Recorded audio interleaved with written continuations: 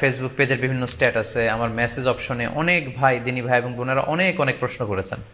আসলে এতগুলো প্রশ্নের উত্তর আসলে আমাদের পক্ষে করা সম্ভব হবে না। সেখান থেকে খুবই কন্টেম্পোরারি, খুবই রেলেভেন্ট, প্রাসঙ্গিক দুই একটি প্রশ্নের ব্যাপারে আলোচনা করে আমরা আজকের এই সংক্ষিপ্ত লাইভটি শেষ করবো ইনশাল্লাহ। খুব বেশি যে প্রশ্নটি করা হয়েছে সেটি হচ্ছে জানতে চাওয়া হয়েছে 7 ভাগে কুরবানি করা যাবে কিনা। এই ধরনের প্রশ্ন কিন্তু আমরা আগে শুনতাম না। রিসেন্টলি কিছু কিছু স্কলারদের আলোচনা বা এতে করে লোকজন হয়তো বিভ্রান্তিতে ভোগেন কিংবা একটা ধোঁয়াশা তৈরি হয়, ফলে এই প্রশ্নটি করা হচ্ছে। আমরা আবহমান কাল থেকে আমাদের প্রিয় মাতৃভূমি বাংলাদেশে হয়তো ছাগল কুরবানি দিয়েছি অথবা গরু কুরবানি দিয়েছি সর্বোচ্চ 7 ভাগে।